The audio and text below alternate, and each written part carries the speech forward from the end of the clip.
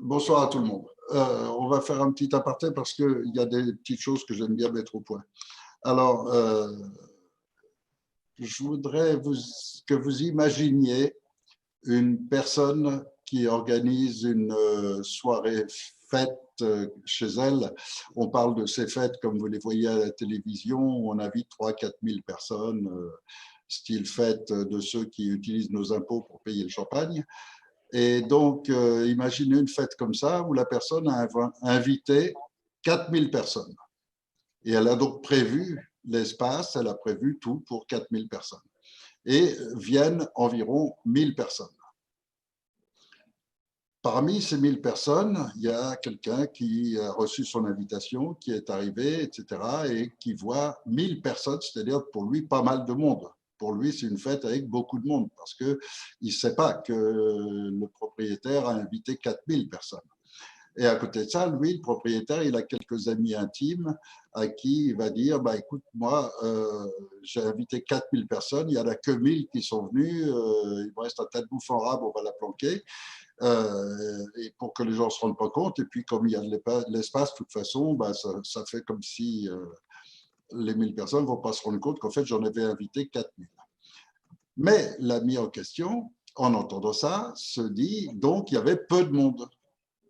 Tandis que celui qui n'est au courant de rien, qui a reçu son invitation et qui est arrivé au milieu de 1 000 personnes, se dit il y avait plein de monde.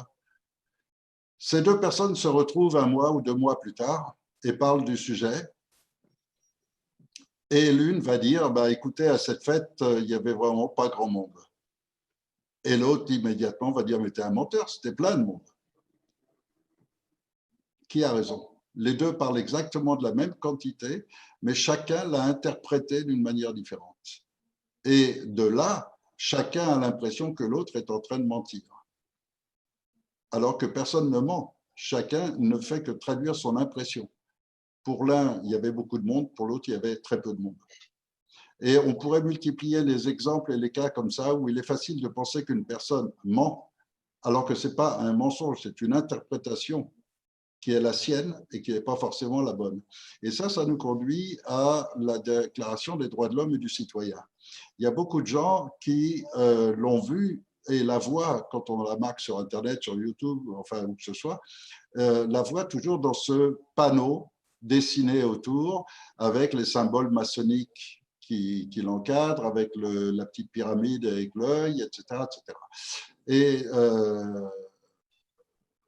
à partir de là, ils en font une certaine interprétation.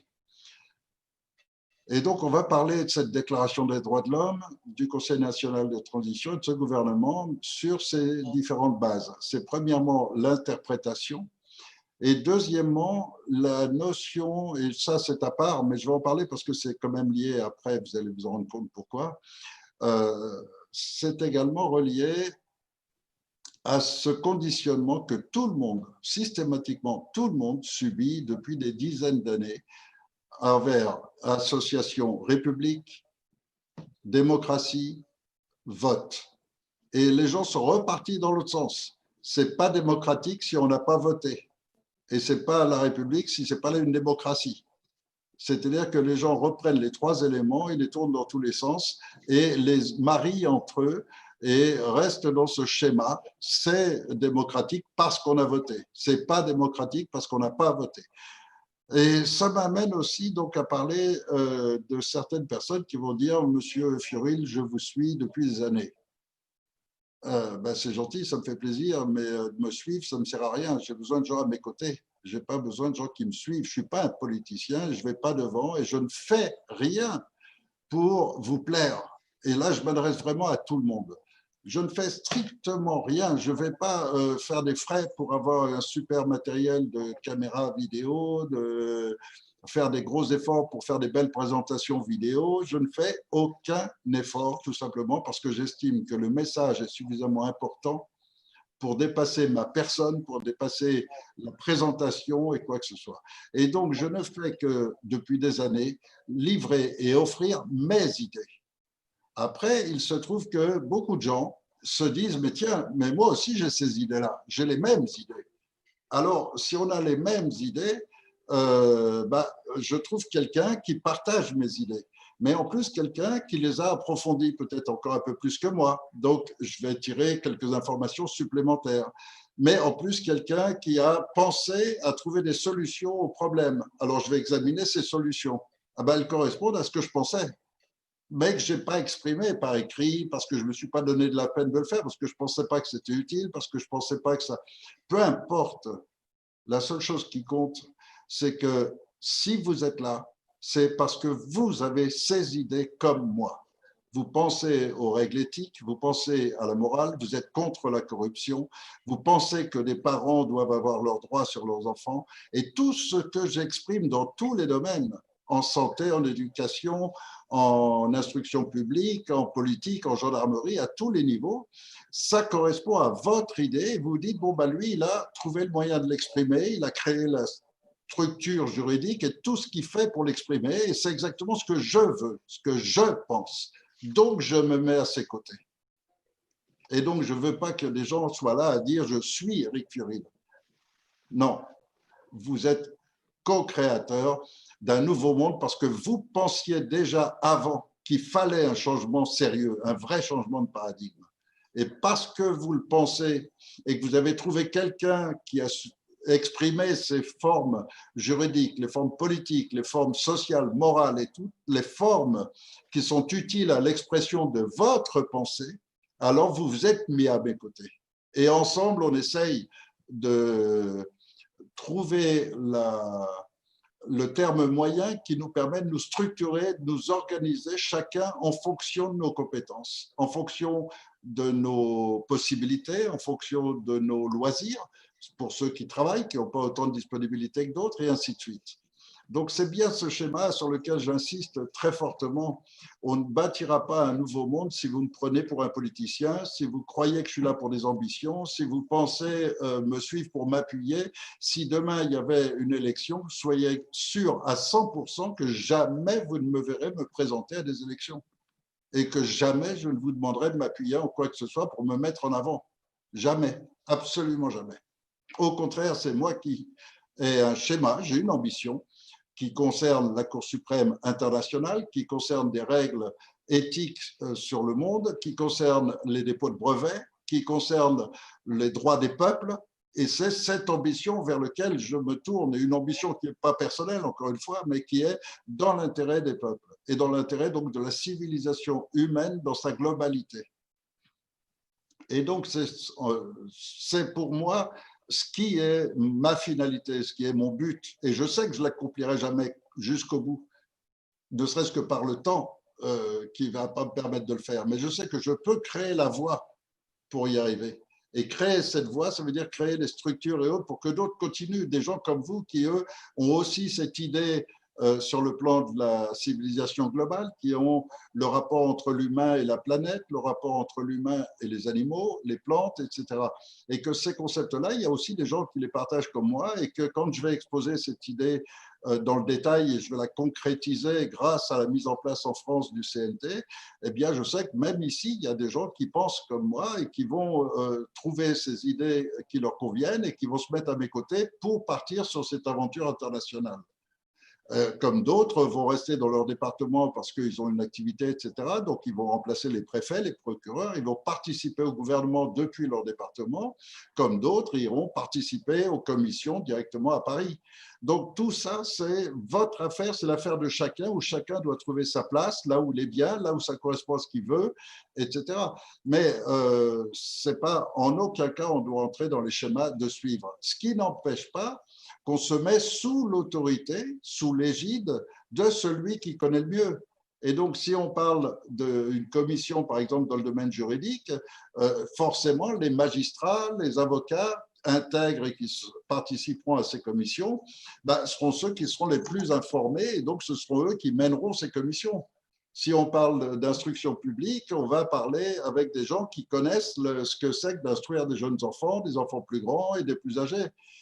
Dans chaque domaine, à chaque fois, ce sera toujours les gens les plus compétents qui vont mener tout cela en ayant à la fois les compétences techniques d'experts professionnels et en même temps la connaissance globale du schéma. Et c'est à ça que sert le CNT, c'est à ça que sert ce qu'on est en train de faire. Parce que parmi vous, il y a ces gens-là. il y a les avocats, il y a des médecins. Ils ne sont pas là en train de se mettre en avant, ils sont pas là, aucun d'entre vous n'essaye de vendre sa marchandise, entre guillemets. On est passé tous outre ce genre de schéma. Mais il n'empêche que nous reconnaissons tous que le plus expert dans un domaine est celui qui doit nous conduire, nous servir de guide. Et si demain on traite de problèmes informatiques, je m'adresse à celui qui s'y connaît le mieux et c'est lui qui va me guider. Et dans chaque domaine, on se guide les uns les autres, là où celui qui est le plus pointu va pouvoir guider les autres. Donc voilà le schéma, l'idée globale, le fonctionnement global. Alors, je vais revenir un petit peu sur cette déclaration des droits de l'homme parce qu'elle est interprétée faussement par une multitude de gens. Alors, il y a des gens qui voient ce petit dessin autour qui sont des dessins maçonniques. Bien sûr, les francs-maçons récupèrent tout ce qu'ils peuvent. Bien sûr, ils combattent complètement les droits de l'homme aujourd'hui. Seulement, plein de gens sont dans l'incapacité de se remettre psychologiquement dans le cadre d'une autre époque que la nôtre. Aujourd'hui, déjà, vous avez des jeunes et autres, faites-leur admettre qu'il n'existait pas d'ordinateur, pas de téléphone mobile, et qu'on était très heureux comme des gamins en train de jouer et qu'on ne s'ennuyait jamais avec d'autres jeux que les jeux vidéo et le téléphone et toutes les blabla. Aujourd'hui, ces jeunes ont du mal à imaginer ce monde. Alors, là, les gens d'aujourd'hui ont beaucoup de mal à imaginer, il y a 300 ans en arrière, quand la franc-maçonnerie était le seul ou l'un des seuls moyens pour des intellectuels de retrouver et d'entrer en contact avec des gens qui pratiquent les mêmes choses, qui ont les mêmes connaissances, qui savaient aussi lire et écrire. Et donc, il y a deux périodes majeures dans la franc-maçonnerie. La toute première qui est strictement opérative, qui dure jusqu'en 1650 à peu près, 1700, on va dire, jusqu'à fin du XVIIe siècle, qui est la franc-maçonnerie strictement réservée aux gens du bâtiment, aux gens de la ferronnerie, la maçonnerie, etc. Bon. Mais après, on rentre dans la franc-maçonnerie spéculative qui pourrait se diviser en deux parties. La toute première, ce sont vraiment les francs-maçons qui découvrent l'utilité d'aller chercher une spiritualité plus développée que celle que le catholicisme à cette époque et qui, au passage, se servent de cette franc-maçonnerie pour retrouver des gens avec qui ils peuvent correspondre. Et donc, des écrivains retrouvent d'autres écrivains, des peintres retrouvent d'autres peintres, et ainsi de suite. Et c'est comme ça que ces gens ont apporté beaucoup à l'humanité. C'est pas, vous auriez vécu à cette époque, la plupart d'entre vous seriez francs-maçons. Parce que, étant cultivé et recherche de savoir et recherche d'élévation spirituelle, tout ça correspond globalement à des clubs, entre guillemets, qui sont les clubs vous permettant d'accéder à cela et de rencontrer des gens qui cherchent la même chose. Donc, lorsqu'on parle de la Déclaration des droits de l'homme, il faut savoir que le nombre de personnes qui a travaillé sur cette déclaration est d'environ 240, entre 240 et 260 personnes. La première rédaction est celle de Condorcet et qui a été reconnue par tout le monde comme étant la plus importante, la meilleure de toutes. Sur la base de la rédaction de Condorcet, comme il y avait 240 personnes et toutes qui n'étaient pas aussi instruites et aussi cultivées, un certain nombre, justement, des gens les plus simples, ont remarqué que dans sa rédaction, il employait beaucoup de termes un peu trop compliqués, que les tournures de phrases n'étaient pas accessibles à tout l'ensemble du peuple, etc. Et donc, ils ont rédigé une nouvelle constitution, une nouvelle déclaration des droits de l'homme à partir de celle de Condorcet, en cherchant à simplifier au maximum les phrases et les mots pour la réduire en taille, pour qu'elle ne comporte que 17 articles, pour que tous les enfants puissent les apprendre par cœur durant l'école avant d'entrer dans la vie active. Et tout ce travail de rédaction a été fait par ces 240 personnes, parmi lesquelles il y avait un certain nombre de francs-maçons, mais des francs-maçons qui ne ressemblent strictement en rien à la franc-maçonnerie actuelle, qui est devenue une mafia. Mais c'est devenu une mafia avec le temps. D'abord en 1850, quand il y a eu l'accord bancaire entre la franc-maçonnerie et la Braille-Brique pour absorber la franc-maçonnerie juive. Ensuite, il y a eu la domination des Illuminati qui commençait à se faire à partir des États-Unis et qui a pris et chapeauté toute la franc-maçonnerie mondiale et pénétré également d'autres sortes de sectes plus particulières, comme le Shinto au Japon, comme les Thugs en Inde, comme, et ainsi de suite. Mais globalement, le schéma est le même. Et c'est petit à petit, en modifiant les règles de fonctionnement de la franc-maçonnerie, qu'ils ont établi un système de sélection basé sur la corruption, sur l'absence d'empathie, sur l'absence de scrupules, sur les techniques d'utiliser la parole et donc le mensonge, l'inversion des mots. Toutes ces techniques-là se sont développées à partir seulement du XXe siècle, c'est-à-dire durant tout le cours de 1900 jusqu'à maintenant, ils continuent à le développer encore. Et ce schéma est nouveau et ne correspond en rien à l'époque de la Déclaration des droits de l'homme. Alors, pour continuer avec cette Déclaration des droits de l'homme, les gens qui vous font des analyses en disant regardez, il y a le symbole maçonnique là, il y a le soleil là, il y a la pyramide là, sachez que tous ces symboles sont des symboles qui sont bien antérieurs à la franc-maçonnerie, bien antérieurs aux Illuminati et même antérieurs à l'Égypte. Et donc, ce sont que des récupérations petit à petit. Et donc, le même symbole, vous pouvez très bien le retrouver dans des schémas qui n'ont strictement rien à voir avec les Illuminati ou autres, le symbole de la pyramide, de l'œil, etc. Tout ça, ça existe depuis toujours. Et on le retrouve un peu partout. Un peu comme la svastika, la croix gammée hitlérienne, c'est à l'origine un symbole bouddhiste. Il y a plein de formes d'expression de cette croix gammée elle peut être tournée dans un sens, elle peut être tournée dans l'autre, il peut y avoir différentes branches, etc. Et le symbole lui-même signifie des choses totalement différentes de l'image que le public en a à travers les films hollywoodiens qui vous présentent la croix gammée comme le symbole de la haine, du racisme, etc. Et donc, pour cette déclaration des droits de l'homme, le panneau normal est un panneau rectangulaire qui comporte le préambule à gauche et tous les articles à droite. Ça, c'est la forme adoptée pour être présent dans toutes les écoles, dans tous les tribunaux, dans toutes les mairies, dans tous les endroits publics, y compris les postes. Donc, logiquement, c'est ça la Déclaration des droits de l'homme, pour que tout le monde l'ait en permanence sous les yeux, pour qu'à tout moment, on puisse se confronter à une personne de l'État en disant « Attendez, c'est écrit là ». Et donc, ça, c'est la base, la véritable Déclaration des droits de l'homme, qui, en plus de ça, importe peu par qui elle a été écrite. Quelle importance, puisque ce qui compte pour nous aujourd'hui, c'est que cette Déclaration des droits de l'homme fait partie du bloc constitutionnel français, ce qui veut dire que c'est la plus haute autorité juridique de France, c'est celle qui fonde la France juridiquement. L'existence de la France, depuis 1789, est basée sur cette Déclaration des droits de l'homme. Alors, les francs-maçons tordus qui arrivent après, les premiers qui lancent ça avec une rédaction la meilleure qui soit, etc., pour garantir la souveraineté du peuple, et petit à petit, tout au cours du XXe siècle, la franc-maçonnerie a essayé de détruire les droits de l'homme tout en faisant toujours semblant de la défendre, comme ils montent des associations de défense de l'enfance pour favoriser le développement de la pédophilie.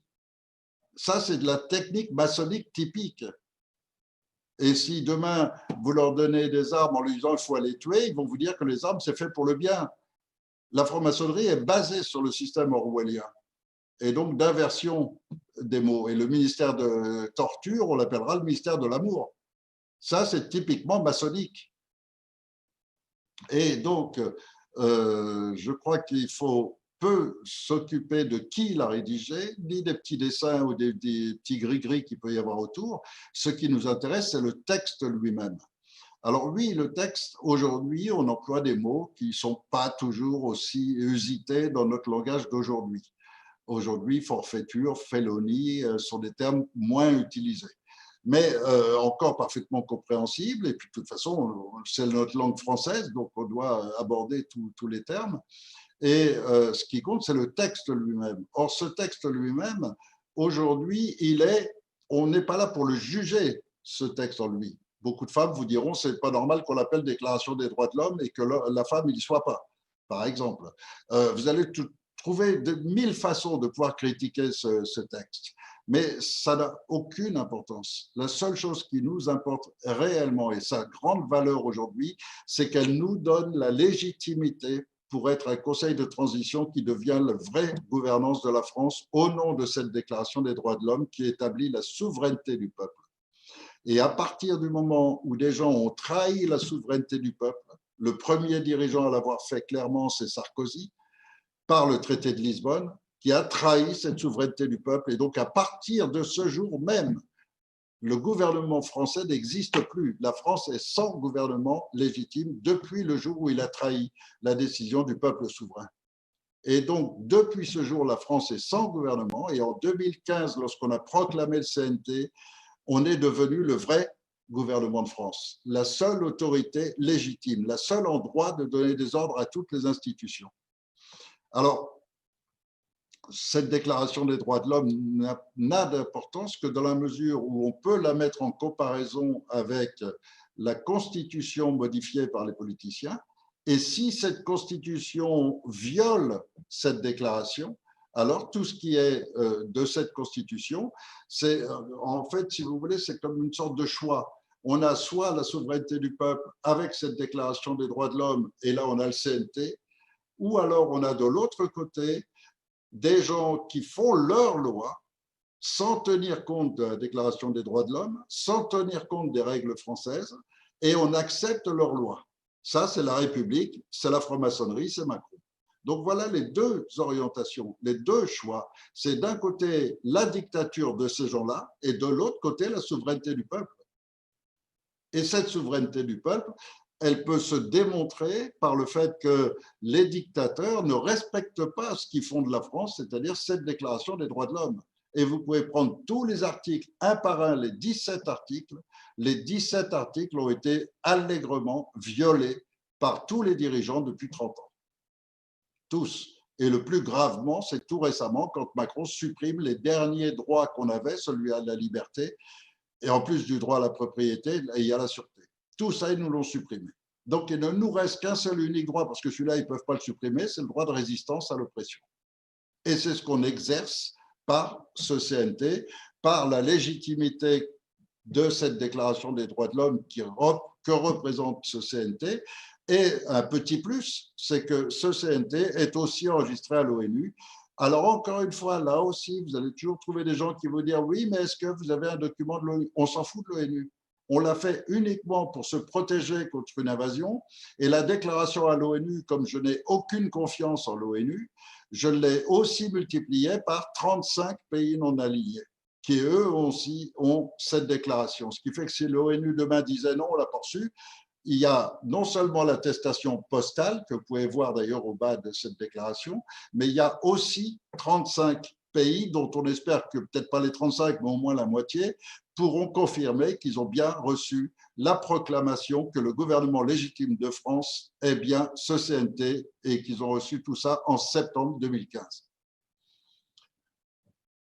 Donc voilà ce que je veux dire à propos de cette déclaration des droits de l'homme, à propos des articles et à propos surtout de toutes ces vidéos qui sortent de gens qui veulent pas, qui comprennent pas l'effort qu'il faut faire intellectuellement pour se replonger dans une autre époque et s'imaginer vivre dans cette autre époque où il y avait en cette époque-là encore que quelques journaux et encore plein de gens qui ne savaient pas lire, etc. C'était un autre monde. C'est un petit peu, si on voulait faire un parallèle, c'est un petit peu comme ces religions qui démarrent des dizaines ou des centaines d'années après le personnage qu'elles mettent en avant. Alors bien sûr, on vous dira, Dieu lui parlait la nuit, c'est bien, le matin il se réveille, il se rappelle ce que Dieu lui a dit, il le répète à son valet de chambre ou à son copain ou à n'importe qui le répète à machin, et 20 ans, 30 ans, 50, 200 ans plus tard, le type, soi-disant, se rappellerait mot à mot ce que Dieu avait dit à machin la nuit. Bon, il y a des gens pour y croire. La preuve, les religions, ça fonctionne.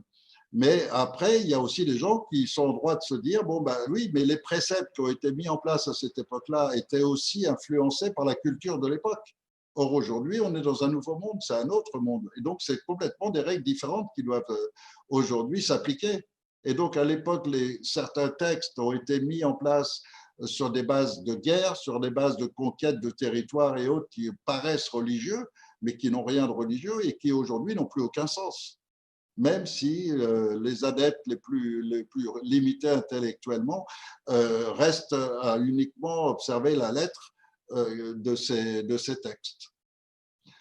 Donc voilà un petit peu le sujet que je voulais aborder et je voudrais qu'on puisse un petit peu permettre à tout le monde de s'exprimer sur ces droits de l'homme, sur ce concept pour qu'il soit vraiment très clair. Nous sommes le gouvernement légitime, nous sommes en droit de faire tout ce que nous faisons et s'il n'y avait pas une petite mafia équipée de mercenaires avec des armes pour essayer de nous empêcher de vivre comme on veut vivre, nous vivrions tous d'une manière totalement différente à celle qu'on subit en ce moment. Et je crois que si on est fort de cela, alors on domine, on n'a aucune raison d'avoir peur de quoi que ce soit. Aujourd'hui, on a peur d'une mafia. C'est comme les Siciliens, quand la mafia sicilienne contrôlait totalement Palerme, les commerçants osaient à peine ouvrir, osaient à peine, et puis dès que quelqu'un venait leur dire maintenant tu me donnes la moitié de ta caisse, ils prenaient tout de suite la moitié de la caisse pour la donner parce qu'ils étaient sous la peur permanente. La peur de la menace d'attaque physique, la peur, toutes sortes de peurs. Et aujourd'hui, notre gouvernement traite la population française avec le même système, avec une peur permanente qu'il génère en utilisant la police et la gendarmerie d'une autre manière que celle-ci était prévue, qui normalement est là pour protéger le peuple, qui normalement est là pour réprimander la délinquance, mais qui n'a pas le droit normalement de vous contrôler arbitrairement à tout moment, qui n'a pas le droit d'exiger que vous ayez des papiers sur vous, qui n'a pas le droit. Tout ça, c'est totalement illégal. Mais petit à petit, ils ont fait passer ça très lentement, tout doucement, jusqu'à ce que tout le monde l'accepte. Au point que vous pourriez voir des choses absolument incroyables. Ce sont des flics qui vont carrément attraper un jeune dans la rue et le fouiller ses poches, obligé, toute sa vie privée totalement à plat. Des gens qui osent même rentrer dans votre voiture et fouiller le vide-poche et regarder ce que vous avez dans votre voiture. C'est totalement illégal et interdit. Donc, on supporte tout ça parce que petit à petit, nous y ont habitués, parce que des jeunes qui naissent aujourd'hui, qui vivent depuis 20, 30 ou 40 ans seulement, ne se rendent pas compte qu'avant, ça n'existait pas ça. Ils ne le savent pas. Alors, ils entrent dans un monde en croyant que ça, c'est normal. Mais non, ça ne l'est pas. Mais c'est à nous, les vieux, de le dire. C'est à nous de rappeler que ce n'est pas comme ça et que ce n'est pas normal. Et la preuve, c'est la Déclaration des droits de l'homme et du citoyen, qui interdit à un policier d'entraver notre droit à la liberté, notre droit à la circulation et autres. Donc, le moindre contrôle est une entrave interdite et illégale, sauf si on commet une faute. Ils n'ont droit d'intervenir que si on commet une faute. Alors, imaginez maintenant cette France des années 1960 qui pourrait revenir demain, où la police respecte le citoyen, où la police ne contrôle jamais sans raison et où elle n'intervient que en cas de délinquance ou de faute. Mais rien que ça vous transforme le pays et les gens vivent avec le sourire et les gens vont retrouver l'habitude de dire à leurs enfants, si tu as un problème, tu vas voir le monsieur avec l'uniforme, il va te protéger. Alors qu'aujourd'hui, on fait le contraire. On dit à nos enfants, tu vois le monsieur en uniforme, vite, change de rue, évite de passer à côté de lui, on ne sait jamais. Et donc, c'est un changement radical de société que eux nous provoquent lentement au point qu'un tas de jeunes aujourd'hui ne sont au courant de rien et donc croient vivre selon des règles qui sont légitimes. Mais c'est faux. C'est faux et il faut qu'ils en prennent conscience et c'est grâce à nous qu'ils pourront en prendre conscience. Grâce à l'évocation de ces droits de l'homme, grâce à la logique, grâce au bon sens et grâce aussi à notre façon de transmettre tout ça qui va permettre de supprimer totalement la peur. Parce qu'on n'a aucune raison d'avoir peur d'être dans le juste droit et d'appliquer les ordres de notre gouvernement, puisque c'est nous-mêmes ce gouvernement. Et si on décide quelque chose, on le fait, il n'y a rien qui doit nous empêcher de le faire, ni nous faire craindre quoi que ce soit. Voilà un petit peu ce que je voulais dire pour ce soir et quelques réflexions au passage. Et puis, s'il y a des questions, maintenant, on va un petit peu faire le point sur ces droits de l'homme, sur les interprétations, et il y en a de multiples, de textes anciens, y compris ces droits de l'homme, mais aussi dans tous les domaines, où je crois qu'il faut être véritablement conscient de son époque. Et ce n'est pas si facile. Et l'une des sciences, si on peut appeler ça une science, qui permet réellement de s'y prêter à ce genre d'exercice, c'est la philosophie. Parce que si on devait donner une véritable définition de la philosophie, c'est une technique, une manière de penser qui exclut de cette forme de pensée, qui exclut l'espace et le temps. Et si vous pouvez exclure l'espace et le temps, alors vous vous promenez à partir d'un texte, à partir de n'importe quoi, votre cerveau va naturellement remonter jusqu'au début de l'écriture, en parlant d'un texte émis il y a 200 ans, et il va aller jusqu'à des centaines d'années plus loin pour voir qu'est-ce que va devenir ce texte.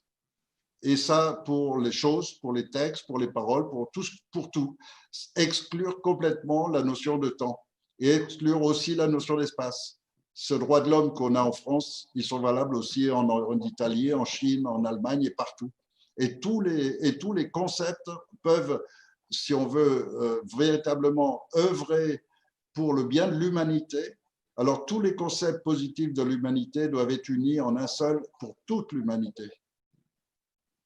Et donc, ça ne doit pas être un privilège des Français que d'avoir un pays dans lequel ils vivent librement, dans lequel l'abondance règne, qui fait que chacun vit bien, etc. Ça ne doit pas être le privilège des Français.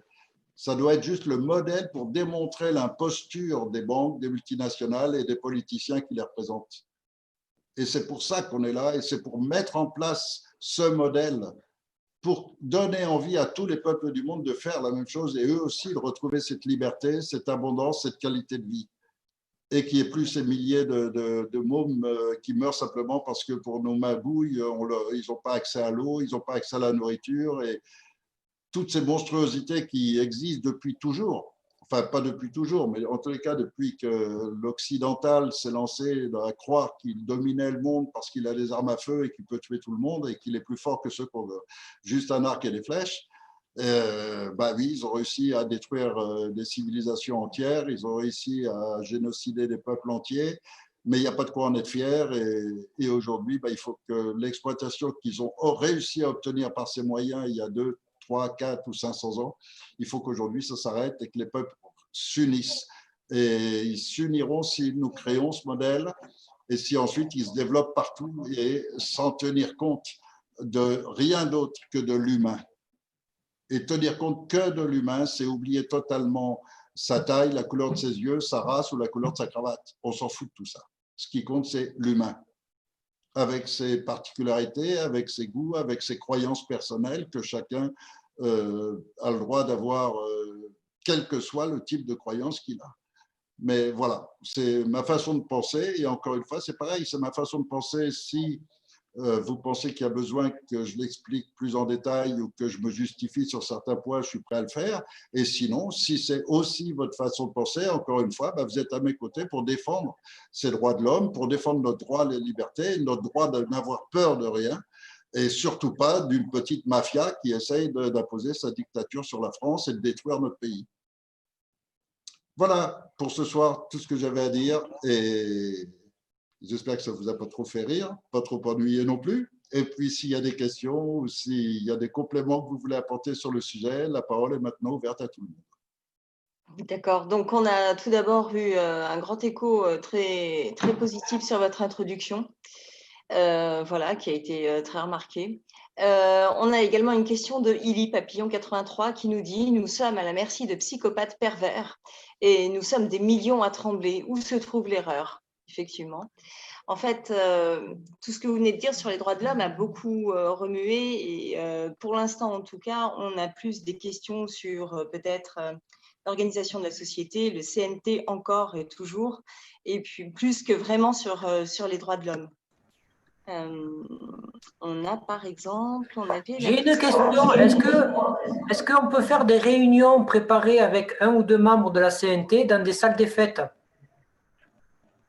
Ah bah oui, si vous avez une salle des fêtes disponible et qu'il y a des adhérents pas loin dans votre secteur, invitez-les. C'est quelque chose qu'on peut préparer, je veux dire, quelques semaines à l'avance et trouver une salle des fêtes Oui, non, mais là, vous rentrez dans un autre schéma, dans le schéma de réunion, de conférences, etc., qui Non, serait le truc, l'idée, sur le c'est de long faire passer terme. votre message, en fait. D'avoir quelqu'un comme vous, quelqu'un qui, moi, je ne me connais pas là, mais quelqu'un qui est plus souvent dans ces réunions-là et qui est apte à pouvoir faire passer ce message, même si ça dure Tout à fait, une tout à demi-heure, fait. 1 heure. C'est ce que je fais depuis 7 ans. Je suis venu en France pour faire ça et je l'ai fait pendant 7 ans. Et donc, aujourd'hui, il y a une urgence. C'est le fait que à la fin de l'été, ils vont relancer la pandémie, c'est une certitude. Sinon, ils ne mettraient pas le Covid-19 toujours. Regardez, aujourd'hui, ça n'existe pas et tout le monde le sait. Et pourtant, la pub reste omniprésente. Vous pouvez aller nulle part sans voir Covid-19 de partout. Et vous avez des pays les plus totalitaires, comme la France et l'Espagne, qui continuent d'exiger des commerçants qu'ils forcent tout le monde à porter des masques chez eux, qui obligent à la distanciation, etc. Donc, on doit affronter cette mafia avant qu'elle ait pris tout le pouvoir et réussi à convaincre les gens qui sont peu informés, qui n'ont pas votre liberté d'esprit, qui sont encore totalement conditionnés par le système. Et l'un des conditionnements majeurs commence à l'école à faire croire aux jeunes et aux enfants que les dirigeants d'un pays sont là pour le bien de leur peuple. Et ça, les gens en sont convaincus. Et ils vont voter en essayant de choisir celui qui fera le plus de bien. C'est pour ça qu'après, ils n'ont plus qu'à faire des promesses bidons. Et celui qui fait le plus de promesses, c'est pour lui qu'on vote. Et les gens se retrouvent toujours manipulés de la même manière. Mais aujourd'hui, beaucoup iraient encore voter entre Le Pen et l'autre. Et je vous garantis que demain, il y a encore des gens qui voteraient pour un Le Pen, qui voteraient pour un Mélenchon, qui voteraient pour un autre. Parce qu'ils n'ont toujours pas compris que tout ça, c'est le même monde et que c'est la même mafia et que tous ces gens, avant tout, protègent la République. C'est-à-dire le système qui leur garantit l'enrichissement à outrance, le pouvoir au-delà des lois, etc. Et donc aujourd'hui, l'urgence exige que nous soyons actifs. Et c'est par une action concrète auprès de la population, comme on ne peut pas passer par les grands médias, c'est autrement qu'on va s'adresser à la grande population de France. Et ça, c'est notre responsabilité, notre devoir, et c'est ce que nous essayons de préparer pour dans peu de temps commencer à révéler notre façon de penser. Et notre volonté de sauver la France de sa destruction qui est programmée pratiquement pour avant la fin du mandat. C'est pour ça qu'eux, ils rigolent déjà en parlant des élections de 2022 parce qu'ils savent très bien que la France n'ira pas jusque-là. On a également une question de Erdap Jossian qui dit « Pourrait-on expliquer l'article 15 de la Déclaration des droits de l'homme et du citoyen ?» Et donc, l'article 15, c'est « La société a le droit de demander compte à tout agent public de son administration. » Enfin, si mes recherches sont exactes. Eh bien, ça veut dire clairement que, et ça c'est en permanence dénié, mais vous êtes à tout moment en droit de demander à un préfet comment il utilise l'argent, pourquoi il verse des subventions à tel agriculteur et pas à tel autre. Vous êtes en droit de vérifier tout ça. C'est l'article 15. Tout citoyen est en droit de demander à voir les comptes et demander à n'importe quel autre fonctionnaire de justifier ses décisions. Et vous avez un droit de regard dessus. Voilà, tout simplement ce que ça veut dire. Maintenant, dites-moi quand vous pouvez le faire. Dites-moi si vous pouvez demander à un maire de vous sortir les factures de ce qu'il a, des commandes qu'il a passées des ronds-points et des accords qu'il a fait pour fabriquer des ronds-points et tout le tralala et les ponts et tout ce que vous voulez et même le gouvernement entre la vaisselle et les avions à 400 000 € pour un seul voyage. Voilà, normalement, vous devriez être en droit de réclamer le justificatif et d'intervenir auprès de la justice, s'il y en avait une, d'intervenir auprès de la justice pour empêcher justement les déviations et la corruption des hauts fonctionnaires. Seulement, comme cet article ne s'applique pas, forcément, la corruption est totalement libre. Et c'est le principe même de la République. Et c'est pour ça qu'ils ne veulent pas lâcher leur République, parce que c'est ce qui garantit un enrichissement de plusieurs milliers de personnes qui sont dans des des possibilités d'enrichissement absolument gigantesques que la plupart des gens n'imaginent pas. Souvent, on vous dit les sénateurs, ils se touchent 20 000, 25 000 euros par mois. Et beaucoup de gens se disent, ouais, c'est scandaleux, plus les primes pour payer un secrétaire, plus les primes de voyage, plus les privilèges là, etc. En tout, on arrive à 30 000, 35 000. Ouais, c'est énorme et tout. Mais non, mais ça, c'est parce que vous êtes naïf. Mais si vous saviez la réalité, mais c'est bien pire que ça. Presque tous ces sénateurs, ils sont dans les conseils d'administration d'une multitude de sociétés. Et en étant dans les conseils d'administration ou actionnaires de ces sociétés, leur pouvoir leur permet de protéger ces sociétés de qui ils touchent des revenus qui ne sont déclarés nulle part. Et je peux vous le dire parce que j'ai été dans un des principaux groupes de presse de France et on voyait le sénateur qui venait tous les 3-4 mois avec une nouvelle nana qui demandait, tiens, sans moi 50 ou 100 000 francs parce que je vais partir aux Antilles pendant 15 jours. Et ça, c'était classique et régulier. Il le faisait 2, 3, 4 fois par an. Et dans une société. Mais combien d'autres il a? En échange, par contre, cette société de presse ne payait jamais ses imprimeurs. Et toutes les plaintes qui arrivaient au tribunal de commerce de Paris étaient rayées par ce sénateur. Il vend ses services. C'est-à-dire qu'il acquiert un pouvoir et ce pouvoir, il le négocie ensuite avec les entreprises. C'est pour ça aussi que dans les départements, toutes les entreprises qui ne sont pas franc-maçonniques, si elles ne s'achètent pas un procureur, elles auront tous les ennuis du monde. Il faut payer un procureur ou payer un préfet et là, on est tranquille. Alors là, moi, bien sûr, ça ne se fait pas avec une enveloppe qu'on amène comme ça, non.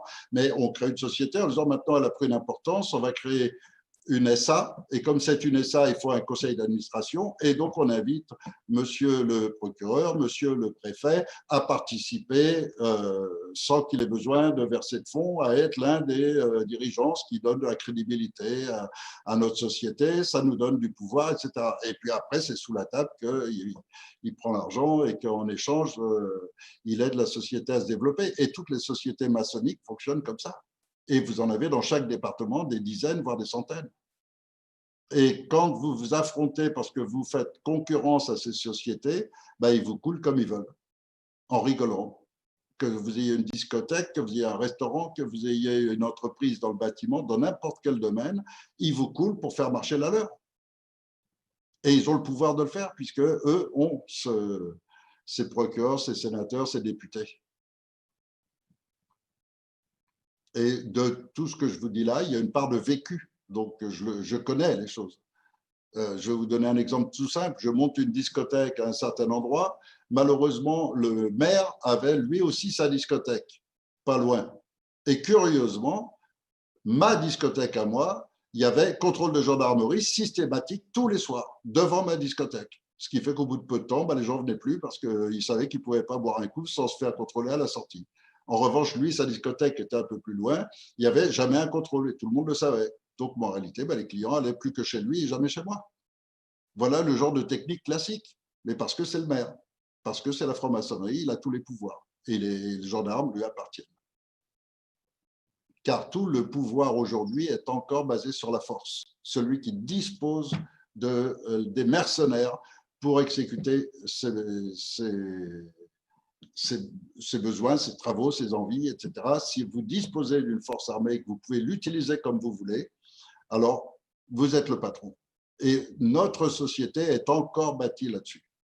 Et c'est pour ça que plus vous montez en échelon, plus vous avez de pouvoir de forces armées, plus vous avez de pouvoir sur la justice, et plus vous faites tout ce que vous voulez, vous augmentez votre cheptel, votre rentabilité et vos revenus. Et cette corruption instaurée depuis plus de 100 ans ne fait que se développer parce que tant qu'on est en République, elle ne fera toujours que se développer. Une autre question, Eric. On s'éloigne un petit peu des droits de l'homme. Brigitte Dubois, dans le chat, ne comprend pas pourquoi, en fait, le programme du CNT qu'on propose, on ne le fait pas d'abord valider par un référendum. Parce qu'elle ne comprend pas le fait de… Elle partage beaucoup d'idées qu'on porte, mais elle ne comprend pas finalement pourquoi se faire imposer un programme. Ce programme, pour elle, il devrait d'abord être validé par l'ensemble des Français via un référendum. C'est-à-dire qu'elle pense que les gens non informés n'ayant aucun accès à la connaissance de ce programme, devrait voter pour le valider. Si elle me donne 3 heures à la télévision française et la structure pour un référendum, un vrai référendum, hein, pas qui passe dans les machines électroniques et qui sont dépouillées à Washington, hein, je parle d'un vrai, en France, compté, alors oui, je veux bien.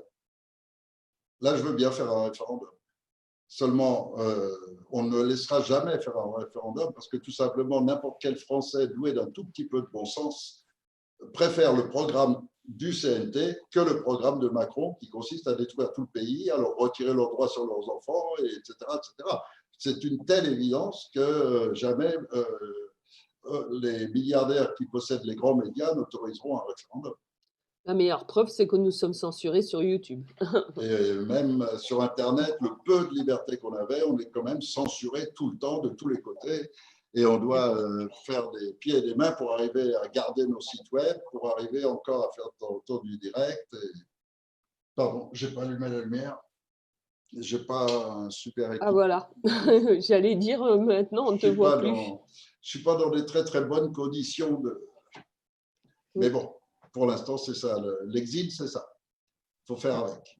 Donc, oui, donc, pourquoi faire approuver un programme sans compter qu'en plus de ça, si vous vous servez d'une population à qui vous ne vous êtes pas adressé, à qui vous n'avez offert aucune explication ni rien du tout, eh bien, vous vous offrez à une population à qui vous demandez est-ce que la Terre tourne autour du Soleil ou est-ce que le Soleil tourne autour de la Terre? Et 99% de la population vous dira que c'est le Soleil qui tourne autour de la Terre. La preuve, c'est que je suis là, je ne bouge pas et je vois bien le Soleil, il tourne. Et c'est comme ça que Bruno s'est retrouvé brûlé sur le bûcher et que Galilée était obligé de renoncer et tout bas, en sortant du tribunal, de dire « il porre si muove » en français, et pourtant, elle tourne.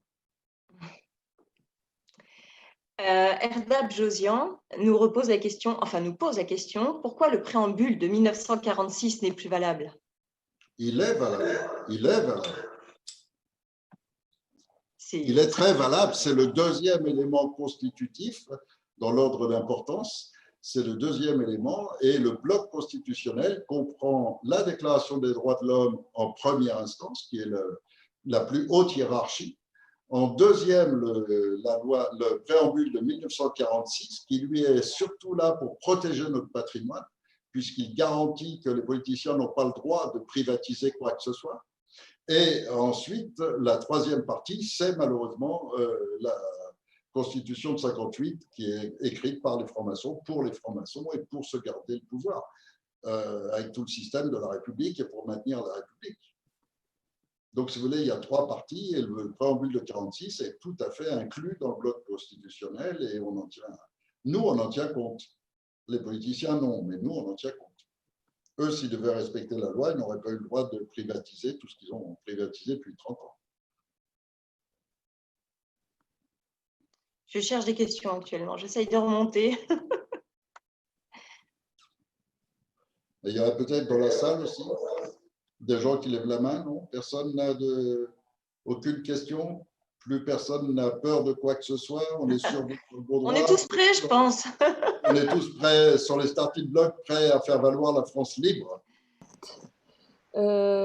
C'est Sylvie Y. Pouvez-vous parler de la séparation des pouvoirs? Comment et quand a-t-elle été détournée?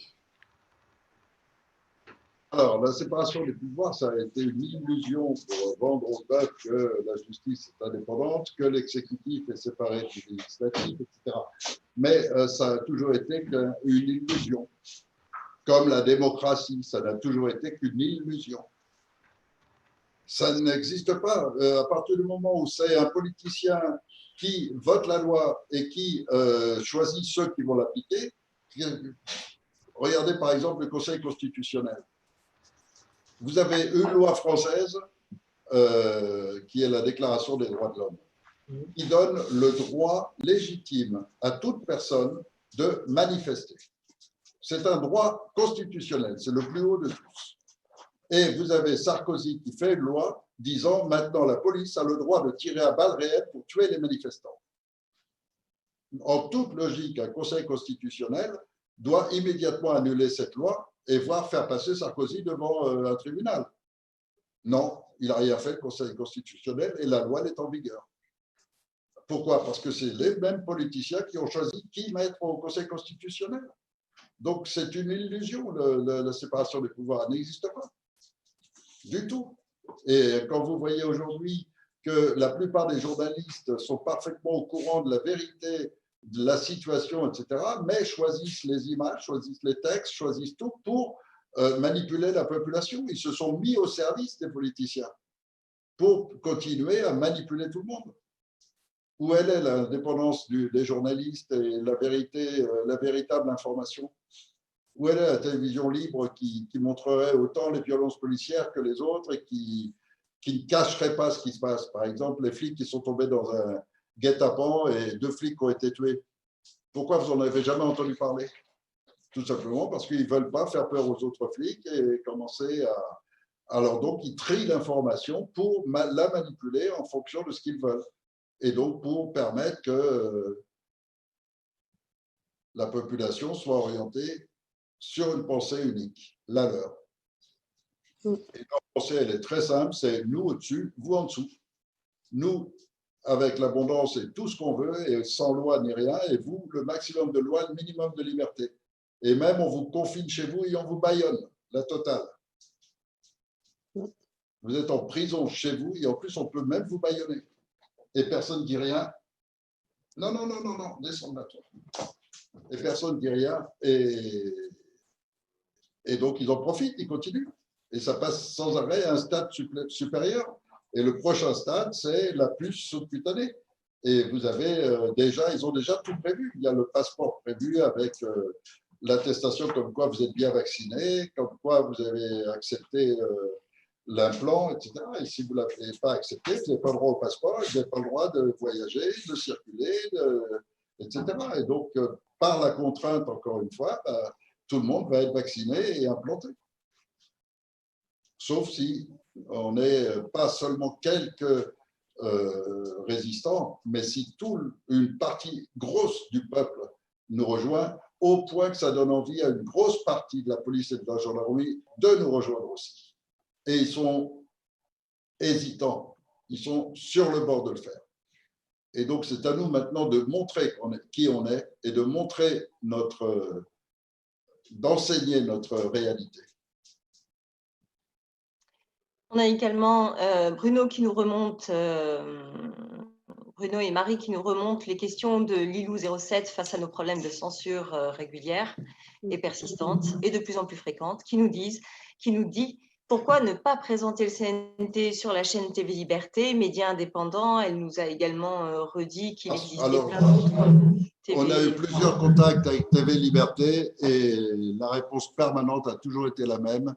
TV Liberté a été informé que s'il laissait parler le CNT sur sa chaîne, on lui fermait sa chaîne. Voilà, on en est au coup, ouais.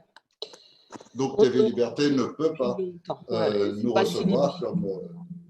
TV Liberté est loin d'être un média libre. Il est libre dans la mesure où il ne dérange pas trop. S'il dérange beaucoup, on le ferme. Voilà le message que passe le gouvernement à tous les journalistes, à tous les médias. Voilà. Donc, y compris Mediapart, etc., qui peuvent dévoiler un petit peu, pas trop, allez pas trop loin. C'est bien de donner l'illusion d'un peu d'opposition, d'un peu de liberté. Maintenez ça, il faut le garder parce que ça donne une illusion. Les Français qui je vois des libertés. Oui, il y a quand même de la liberté, puis des gens qui parlent librement et tout. Oui, tant que ça ne peut pas provoquer la moindre conséquence qui dérangerait le gouvernement, oui, on peut parler. Mais par contre, quand c'est tout d'un coup éveiller l'esprit des gens à des concepts comme les nôtres et aux réalités comme on le fait nous, ça, c'est inacceptable. Parce que ça met en danger la mafia qui dirige le pays. Oui, alors on a comment s'appelle, Françoise Carré. Peut-on savoir pourquoi on a été privé 2 jours de vos émissions? Eh bien, tout simplement, on est censuré sur la chaîne. On est censuré, on est coupé, on se bat pour essayer d'arriver à maintenir ces émissions le soir, et croyez-moi, c'est du travail informatique, c'est du travail détourné, faisant attention aux logistiques, etc., pour arriver à quand même continuer à émettre un petit peu, mais pas sur la chaîne majeure où il y aurait trop de monde. La pression, la censure monte de plus en plus, ou je rêve? Oh oui, non, c'est évident. On le constate là, tu as bien vu, jour par un jour. mot-clé, c'est fini. Et ça veut dire qu'on est vraiment surveillé en permanence. Donc là, le mot-clé de gouvernement, je l'ai mis dans le titre avec un espace entre chaque syllabe. Et pareil, entre CNT, j'ai mis un espace entre chaque lettre, de façon à ce que, bon, on déjoue un minimum Les robots. Les algorithmes. Ouais. Un minimum, quoi. Après, bon, dès qu'ils vont trouver l'astuce, ils vont bien sûr faire le rapprochement, mais bon. C'est ce que j'aurais dû faire avec le titre qu'on a mis l'autre jour. J'aurais dû y penser avant. J'étais là bout comme un petit peu inconscient. Mais Et là, c'est grave, grave, grave. Là. Et en même temps, c'est ce qui nous permet, nous, de révéler quelles sont les choses les plus dangereuses pour eux. Oui. Et donc, quand on voit à quel point on est vraiment attaqué par la censure, on peut voir aussi à quel point la 5G est protégée, puisque toutes les émissions, les scientifiques et tout qui dénoncent la 5G sont immédiatement censurées. Or, s'ils tiennent tant que ça à leur 5G, c'est qu'il y a quelque chose qui sert la guerre contre les peuples dans cette 5G, et que ça va se révéler dans très peu de temps. Eva Teaching dit, Eric, à quel point avez-vous pris conscience que le pays était en danger? Moi, à quel point j'en ai pris conscience? Pas seulement la France. J'ai pris conscience que c'est l'humanité qui est en danger. Ah oui, à quel moment? Il y a en 1989, quand j'ai écrit le premier livre de la démosophie. Et c'est l'aboutissement d'une réflexion ou c'est un événement en particulier qui vous a mis sur cette non, c'est l'aboutissement d'une réflexion et en même temps le constat par ma vie professionnelle, en contact avec ces politiciens. Je les voyais à l'Assemblée le jour où il y a la télé, mais le jour où il n'y avait pas la télé, ils étaient dans les bars à putes. Ouais, ça fait classe. Et comme c'était mes clients, parce que c'est moi qui plaçais l'argent qui vole aux gens, comme je travaillais dans le placement financier, ils s'adressaient à moi pour placer l'argent. Et donc, je savais bien que c'est de l'argent qui est volé, détourné, etc. Et je voyais les sommes. Ouais, donc, quand vous avez un petit député qui touche officiellement 15 000 € par mois et qui vous met 1 million sur la table, en espèces, des fois, vous auriez presque envie de lui demander d'où ça vient. Mais on ne peut pas se permettre quand on fait le métier que je faisais. Donc, on prend l'argent, on lui donne en échange des diamants et tout le monde est content. Mais en attendant, je le constate et je constate et je constate. Et puis un jour, je le vois avec un personnage qui est bien connu parce que je l'ai vu à la télé quelques jours auparavant, connu comme étant un des principaux trafiquants de drogue de la Côte d'Azur et connu pour être un des parrains de la mafia corse, etc. Et je rencontre ce même personnage avec ce député. Je les vois copains comme cochons. Et après, il m'invite à boire un coup, il m'emmène dans un bar à pute où le champagne coule à flot. Alors, quand on a vécu ça pendant des années avec eux, après, un beau jour, on se dit, bon, je vais dénoncer tout ce que je sais, et on écrit la démosophie, et on prend 4 ans de prison. Et là, on se découvre toute la puissance de la franc-maçonnerie et la totale allégeance de la justice et de la police et de la gendarmerie à cette mafia. Puis d'un autre côté, ils n'ont pas trop le choix. Parce qu'il y a forcément un sniper pour les dégommer. Il n'y a qu'à voir dans l'histoire le nombre de flics et de gendarmes qui ont été suicidés, qui ont été accidentés, qui ont été mutés, parce que dès qu'ils commencent un tout petit peu à risquer d'ouvrir leur bouche ou à voir des choses qu'il ne fallait pas, boum. Alors, Lilou, pour changer de sujet et revenir sur les médias indépendants, Lilou07, question. Il y a pas mal de TV indépendantes sur Internet qui se battent pour les mêmes causes que nous. Pourquoi ne pas faire appel à eux pour se faire connaître davantage? Eh bien, la réponse, c'est Lilou. Fais ton enquête, contacte ces TV indépendantes et mets-nous en contact, tout simplement, de façon à ce qu'on puisse tous faire soit des interviews, soit d'essayer de mettre des relais, justement. À Mais partir du sachez, moment où on a des noms et des numéros de téléphone, eh ben, on peut se mettre en contact et puis voilà.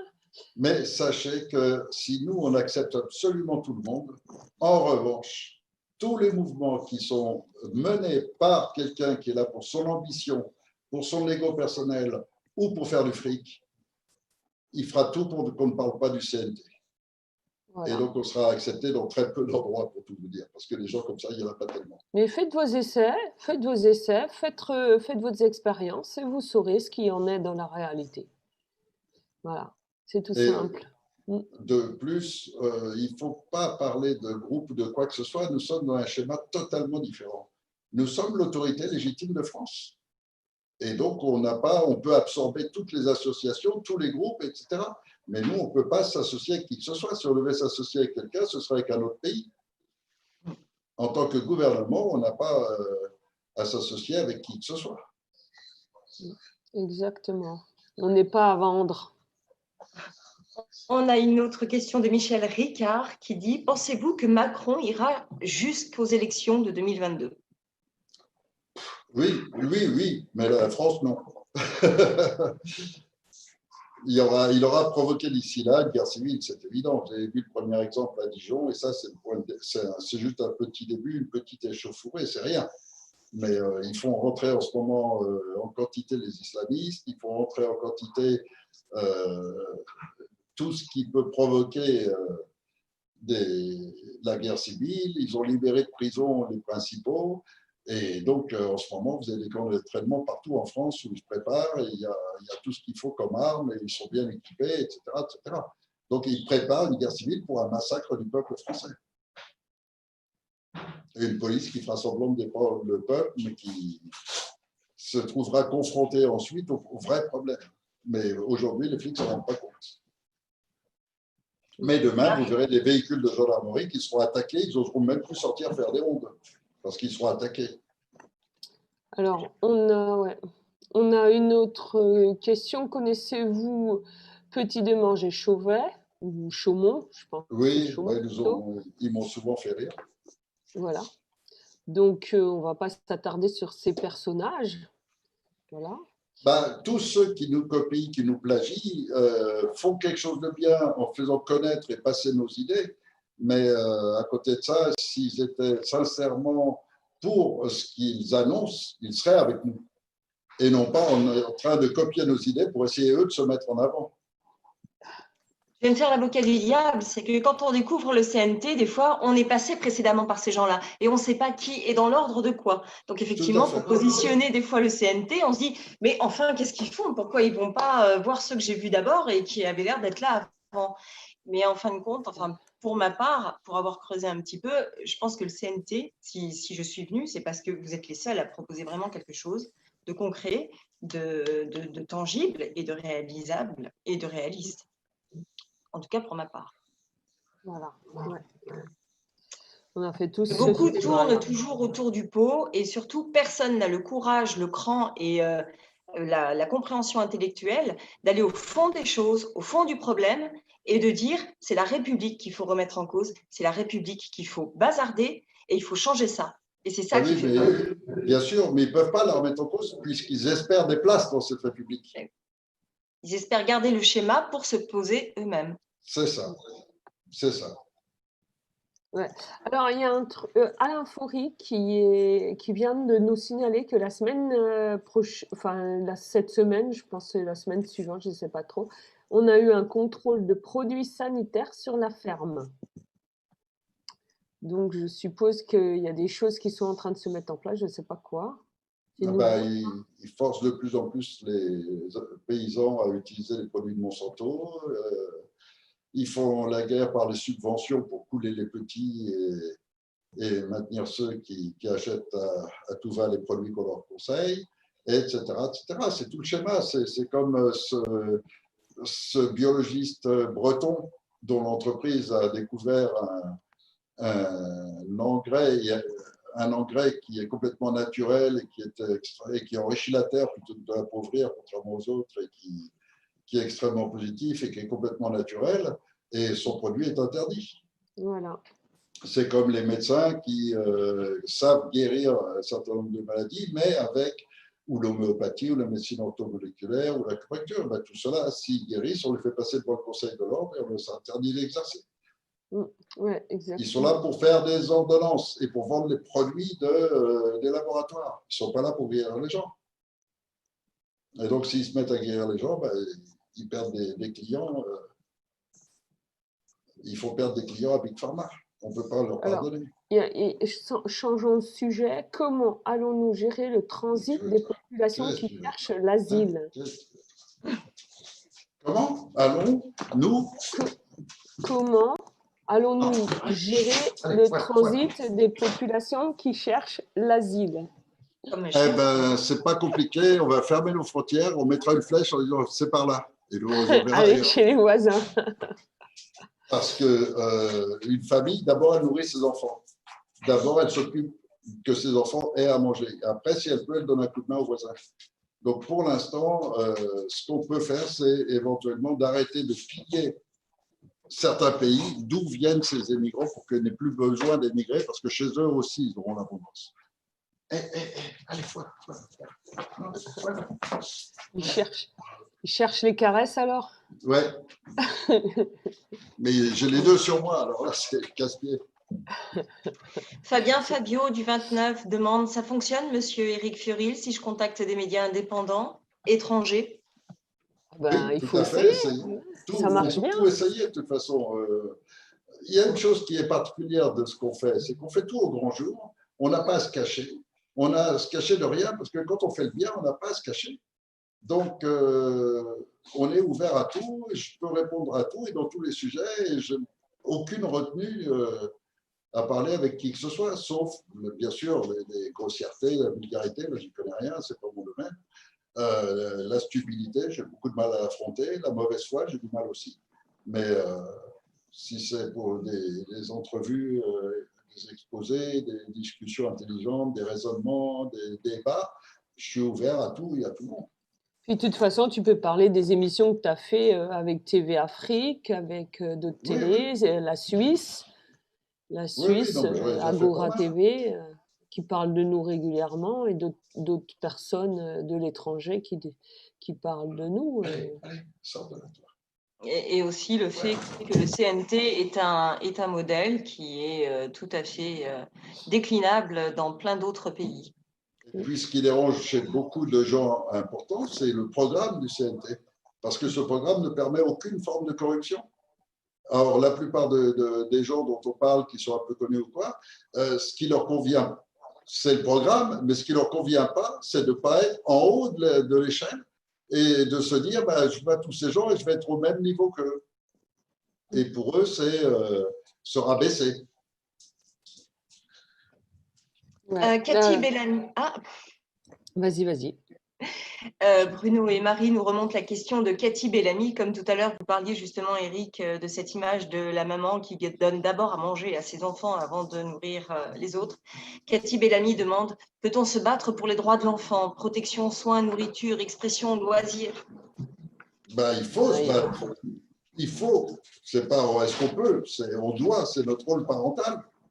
Et puis la première chose, c'est les vaccins. Il y a une remarque de Danielou, mais tout le monde fait vacciner, les 12 vaccins on fait vacciner ses enfants avec les 12 vaccins. Que croyez-vous? Sinon, ils n'ont plus de boulot. Arrêtons de nous voiler la face. Enfin, c'est du n'importe quoi. Si tu empoisonnes tes enfants et puis qu'ils deviennent complètement débiles après les vaccins, c'est pas pour un boulot qu'on va on va anéantir son enfant. Je sais pas, il faut être lucide quand même, non? Je sais pas, on dirait quelqu'un qui est prêt à sacrifier ses enfants pour avoir une bonne place, pour rester dans le moule, quoi. Pour rester dans le moule, c'est exactement ce qui se passe. Apparemment. Mais bon, c'est subir les contraintes et les accepter, s'y soumettre. Voilà, continuez. Continuez. Valentino l'annonce nous dit: en Allemagne, 25 000 € d'amende à ceux qui cultivent des anciens fruits. Ouais. En France aussi, c'est extrêmement de plus en plus, ils resserrent le système pour empêcher les gens d'utiliser des semences naturelles et des anciens fruits et légumes qui seraient sains pour la santé. Ah, Parce bah que voilà. ça contredit les intérêts de Monsanto et donc c'est Oui, très combattu. En France je aussi, il rappelle. y a un paysan qui a amené ses tomates sur le marché. Euh, Tomates variété ancienne, je ne sais plus dans quel coin, je crois que c'est en Aquitaine, en Occitanie. Et il a pris 3 mois de prison. 3 mois de prison. 3 mois de Prison? prison. Oui, oui, prison. En plus de l'amende. Mais en plus, il a pris 3 mois de prison avec sursis pour avoir cultivé des tomates naturelles d'une ancienne variété. Oui, mais il y a aussi avec quelque chose Mais la d'autre là. folie française, mais attendez, mais ça va très loin, la folie française. Il y a cet agriculteur qui a mis en ligne sur Internet la recette du purin d'ortie Ah oui, oui, ça, oui. et il a pris 6 mois de prison. Ouais, mais Il ne faut pas le diffuser, en tout cas pas à travers les canaux classiques, standards, auxquels tout le monde est maintenant habitué. Il faut justement faire ça. Alors que moi, je rêve d'un Internet où justement tout le monde pourrait apporter son génie. Avec un gouvernement qui aurait sur Internet un site ouvert à tout le monde où tout le monde pourrait apporter ses idées, etc. Et puis des équipes pour trier tout ça et pour mettre en avant ce qu'il y a de mieux. Et pour la santé, pour l'agriculture, dans tous les domaines. Et un tas de gens trouveraient des réponses et des solutions sans être obligés d'aller courir chez le docteur, sans être obligés d'aller faire des recherches en lisant 15 ou 20 bouquins. Simplement parce que d'autres gens l'auront fait et que toutes les informations apparaîtraient là. Et vous avez plein de connaissances de paysans pour l'agriculture, pour une agriculture saine, pour des produits de qualité. Et ces connaissances, elles sont cachées, dissimulées, alors qu'elles devraient être toutes réunies, et puis pas seulement de la France, du monde entier.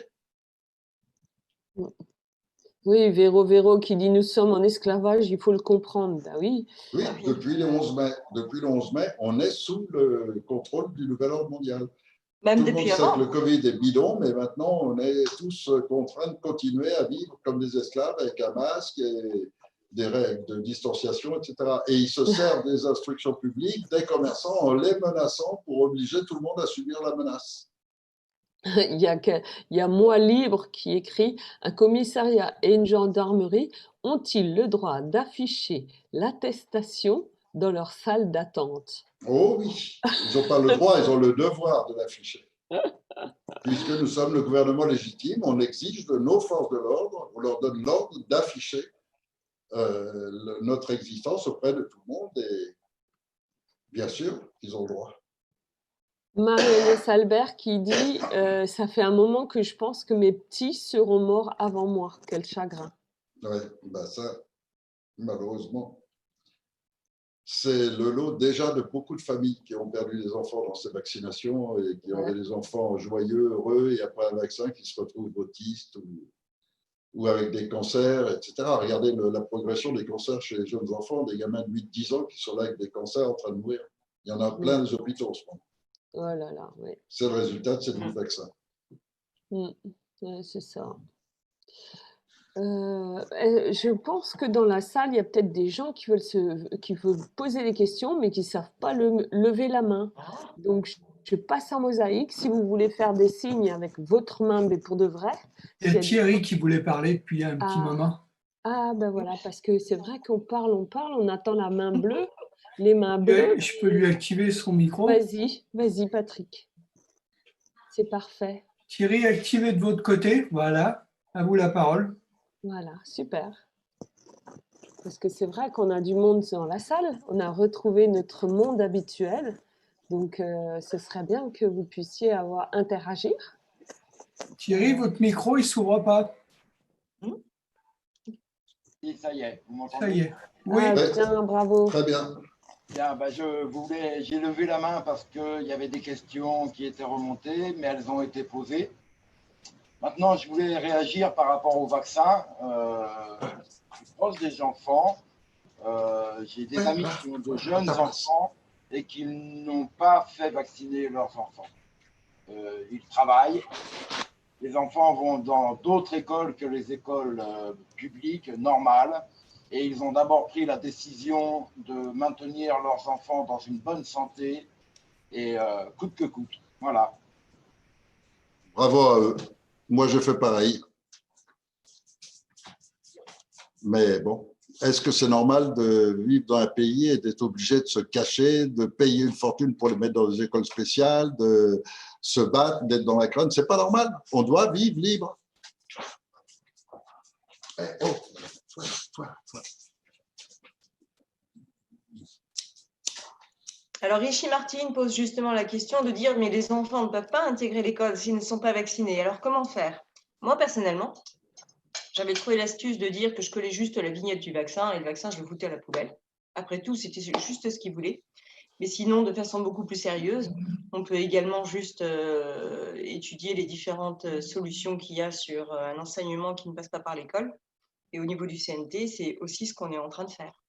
Et puis, le mieux de tout, c'est de participer avec nous au CNT pour imposer que la loi française reprenne sa place en France, à savoir le droit librement de faire ce que chaque parent fait, dirige seul l'éducation de ses enfants et décide seul des produits chimiques qu'il injecte, qu'il fait injecter à ses enfants.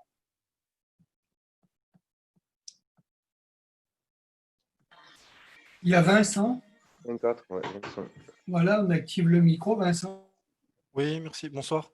C'est une question sur YouTube. C'est Johnny Canizza qui demande y a-t-il déjà une force armée avec le CNT ou bien faudra-t-il compter que sur les forces de l'ordre actuelles? Il faut compter que sur les forces de l'ordre actuelles pour l'instant. Le nombre qu'on a n'est pas suffisant pour constituer une véritable armée. On n'a pas les moyens de les équiper et de les armer. Et donc, pour l'instant, on ne peut pas dire qu'on ne peut pas prétendre avoir une vraie force de sécurité. Par ailleurs, il existe tout un métier, un tas de forces de l'ordre, et ces forces de l'ordre, militaires, police ou gendarmerie, doivent effectuer leur mission qui est d'être du côté du peuple, du côté de la loi, et non pas se mettre au service, comme les mercenaires, se mettre au service de criminels. Je trouve ça invraisemblable. Simplement, ils sont manipulés intellectuellement, manipulés économiquement, ils sont manipulés de plein de façons. Il faut les aider à en prendre conscience et à eux aussi franchir la peur. La peur de ne plus avoir le salaire, la peur de sa place, la peur de ne pas avoir sa carrière progresser, etc. Il faut les rassurer là-dessus qu'au contraire, en se mettant du côté du peuple, ils se valorisent d'autant plus et ils en seront d'autant plus récompensés ensuite. Tandis que les autres perdront tous les avantages qu'ils croient espérer garder aujourd'hui. Jean-Pierre Martel, ouais. Voilà. Activez votre micro, Jean-Pierre, de votre côté. Ouais. Appuyez sur la barre d'espace pour parler. La barre espace pour parler, ou alors si vous avez un téléphone, et voilà, c'est parfait. Impeccable. Voilà. Bonjour. Au niveau des vaccins, bon, je suis naturopathe, il y a une possibilité de ne pas se faire de vaccin en acceptant de se faire vacciner à condition d'avoir un papier officiel de différents organismes, par exemple la préfecture, le médecin traitant, la sécurité sociale, disant que ces vaccins sont absolument inoffensifs et me protégeront totalement de toute maladie, voilà, pendant 50 ans. Tant que personne vous donne cet accord, nous doit nous faire vacciner. Je veux bien me faire vacciner, mais dites-moi que je peux pas, je vais être véritablement immunisé et qu'il n'y aura pas d'effet secondaire possible durant les 50 années prochaines. Voilà. Oui, mais là vous parlez sur la raison, la logique et le bon sens. Eux, ils s'en foutent complètement de ça. Et donc, même si vous dites ça, on vous dira, vous n'avez pas le vaccin, bon, là, qu'on vous n'accepte pas votre enfant à la crèche ou à l'école ou n'importe où. Oui, puis même, on n'a pas à se battre. Je veux dire, c'est encore un combat. Et on n'est pas dans ce Et puis, on combat, ne peut pas se battre tous les instants de notre vie On se bat contre tout, contre les impôts, contre le la Linky. baisse des salaires, contre le Linky, contre tout ce qu'ils font. Pourquoi? Parce qu'ils sont en train de mener une guerre contre les peuples. Et les peuples n'en ont pas vraiment pris conscience et ils affrontent tout ça petit à petit, chacun dans son coin, etc. Jusqu'au moment où on va tous s'unir et là, on est en train de créer cette union. Parce qu'on est justement cette souveraineté du peuple déclarée par la Déclaration des droits de l'homme et donc par ce CNT. Allez, ouais. Alors, on a 2 personnes qui n'ont pas de caméra, donc ils ne peuvent pas se manifester. Est-ce que vous avez repéré d'autres questions? Oui, personnes? alors c'est pas une question, c'est une remarque d'Alda Almeida dans Ah le oui. chat. Pourquoi ne pas mettre dans toutes les cités des affiches des droits de l'homme et de l'adresse pardon, je reprends. Pourquoi ne pas mettre dans toutes les cités des affiches des droits de l'homme et l'adresse mail du CNT? Moi, je le ferais bien, mais je suis en Suisse. J'ai fait un dépliant dans ce sens, donc on peut très bien le faire. Et il y a un petit papillon qui explique, un petit volet qui explique ce que c'est le CNT avec les liens. Mais ça ne dérange pas qu'elle le fasse en Suisse. Ben oui. Non, bien sûr. C'est pas un problème. Bien sûr. Il est 22h05. Ah, mais c'est bien. Mes amis. On papote, on papote. Ce soir, tu es le maître du temps. On papote. C'est très bien. On papote, on tricote. T'inquiète. C'est vrai que nous avons vraiment besoin de nos jeunes, bon, en cité ou autre, hein, mais et aussi, pourquoi pas le faire dans les universités. Ah, c'est une très bonne... Les étudiants, oui, c'est vrai que je me souviens dans ma jeunesse, on a fait des sacrées manifestations en tant qu'étudiant. Ça avait pas mal paralysé le pays et là, ce serait un bon moyen de reprendre toute cette jeunesse, mais je crois qu'elle a été un peu anéantie par rapport à notre adolescence et à notre... Et puis, tous les jeunes d'aujourd'hui, ils ont quand même subi la totale, les vaccins, le fluor, les produits chimiques et une éducation nationale qui les a plus les ramenés au ordi. niveau de l'âge de 6-7 ans quand ils en ont 20. Ouais. Et Donc, puis, il y a eu une très forte répression policière sur le peu d'étudiants qui ont voulu bouger. Le peu qu'a voulu bouger à Tolbiac et tout, on l'a vu, la répression, elle a été violente. Hein, pour leur faire vite comprendre qu'on doit se tenir à carreau dans ce système. Ouais, donc, mais par contre, en masse, une fois que nous, on est une masse, alors qu'ils se joignent à cette masse, il n'y a rien d'impossible.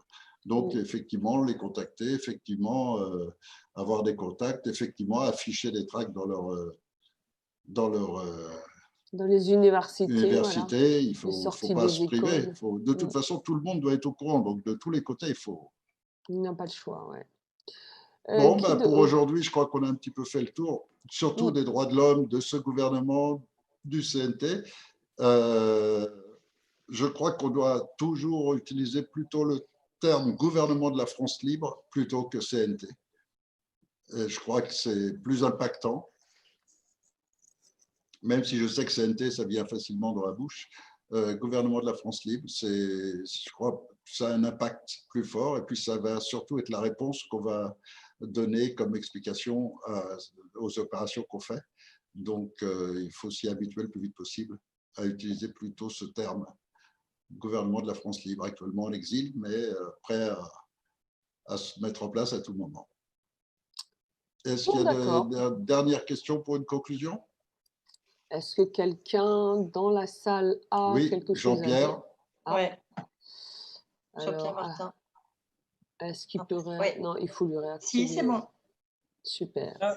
Je vais sous peu, à partir de demain, aller voir on a à côté de chez nous, à Toul, des casernes. Donc, je vais rejoindre ces casernes et leur distribuer des attestations. Super. Pour qu'ils fassent remonter ça à leur direction. Très bien, très bien. C'est ce qu'il faut faire en ce moment. C'est la priorité. En attendant la suite, voilà. La suite, on la fabriquera nous-mêmes. Oui, j'attends bien. Donc, évidemment, pour Voilà, merci. reprendre, oui, vous voulez vous voulez ajouter quelque chose, Jean-Pierre? Non? C'est bon? Pour conclure cette émission, comme vous avez pu constater, nous sommes rapatriés sur notre chaîne YouTube. À partir du moment où nous sommes censurés sur la démo Sophie, eh bien, on n'a pas d'autre choix. On arrive à détourner un peu le système pour vous faire comprendre qu'on est sur une autre chaîne, mais ça s'arrête là. Après, tout simplement, n'oubliez pas qu'une action est en cours de préparation et nous avons besoin évidemment de toutes les sources vives et surtout des personnes actives qui peuvent soutenir les opérations. Pour cela, vous êtes impérativement obligés de vous inscrire sur un de nos sites internet, conseilnational.tv ou conseilnational.fr. Après, vous êtes mis immédiatement en relation avec un référent local. Si tel n'est pas le cas, évidemment… Sur le site, vous avez les coordonnées voilà. des gens que vous pouvez joindre et Voilà. plusieurs personnes se dédient à répondre au téléphone Voilà. et à aider ceux qui ont un peu des difficultés à le joindre. Voilà. Et puis, dominez la peur, n'ayez pas. Dites-vous qu'on est vraiment le fer de lance d'une nouvelle société, d'un nouveau monde à créer et à créer tous ensemble. Donc, on tend la main à toute la France et puis à tous les autres peuples pour créer ce nouveau monde qui sera sur d'autres bases. Voilà. Où, avant tout, les enfants seront protégés, où la planète sera épargnée et où les injustices disparaîtront, puisque je crois qu'en fait, simplement de faire disparaître l'ensemble des injustices, qu'elles soient de gouvernement à gouvernement, de peuple à peuple ou de personne à personne, les injustices, c'est absolument insupportable. C'est inacceptable. Alors, ce qui est très, très important, c'est que nous sommes en train d'écrire une page de l'histoire. Nous sommes en train d'écrire une page de l'histoire.